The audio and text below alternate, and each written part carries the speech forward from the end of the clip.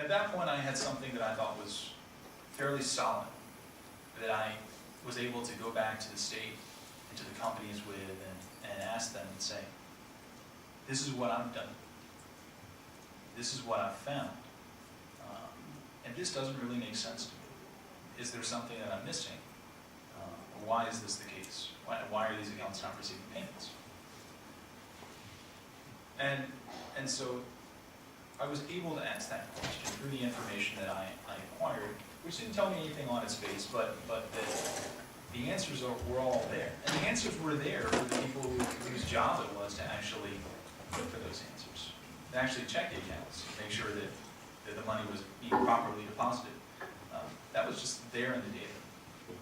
Had they realized that what they had given me showed widespread non-compliance and an utter lack of oversight, I don't know if they would have coughed it up so easily. It seems like in a way the more obviously damning the materials are, the harder you have to fight for them sometimes. But there it was, and the data spoke, and I was able to put that to people and get responses. So from that point of view, FOIA was instrumental, but as is often the case, it's not enough.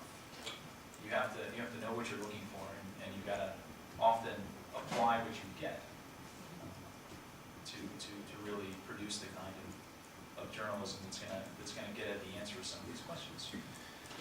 So the other thing that I think is worth commenting on is there is a temptation sometimes to portray journalists or investigative journalists as having to really battle bureaucracy and stonewalling and this kind of thing.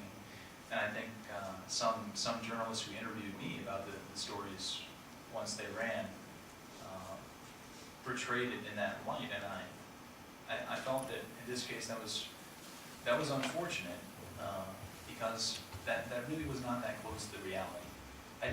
This was not a story that I really had a lot of FOIA battles for. You know, sometimes you do have to argue and negotiate really hard, and sometimes you have to do more. But in this case, I didn't really have those fights, and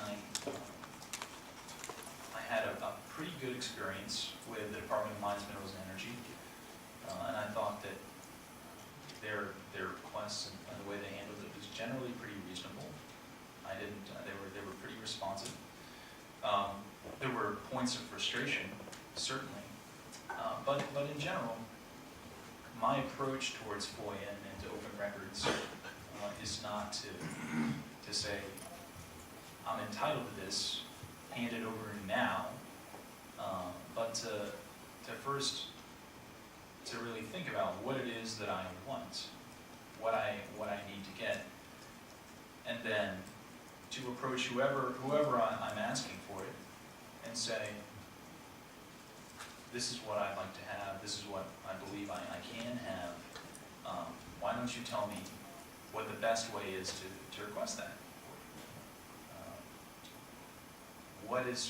How can I ask that it will create the least amount of burden and work for you and your staff? Because I really think that these relationships between journalists and public agencies are two-way. The goal in any of this isn't to get people. It's not, I'm not prosecuting people when I'm asking for information.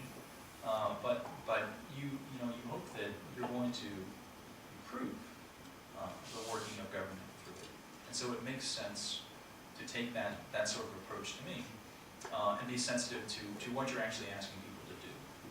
And if you do that, in my experience, you tend to get a better result than if you just, before you pick up the phone, send an email that says, give me this within 5 days, please. So that's been my experience. And while it's tempting sometimes to just cast a net as broad as you possibly can and go on a fishing expedition just to see what you would you pull back? And I've done it before, and it's great to do when you can.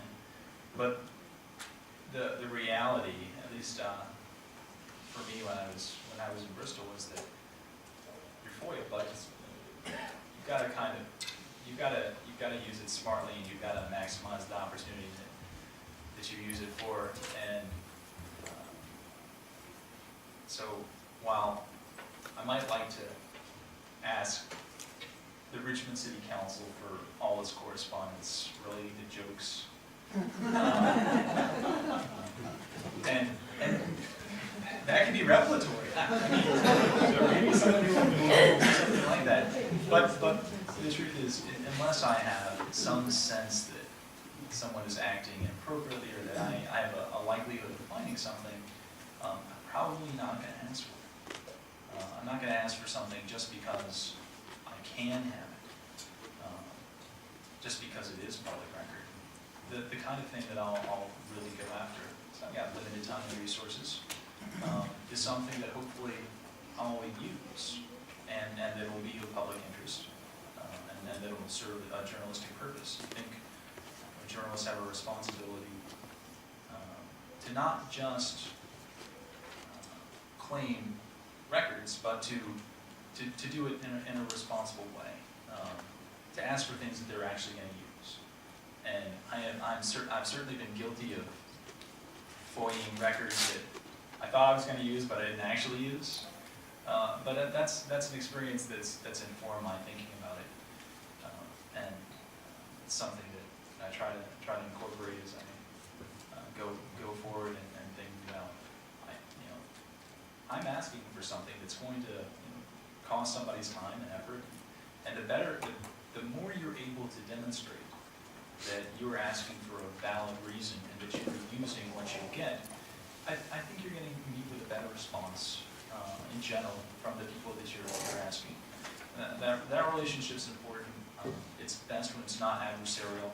Sometimes there's no avoiding that, but that's kind of been my experience. So that's it. I'm happy to answer any questions anyone has.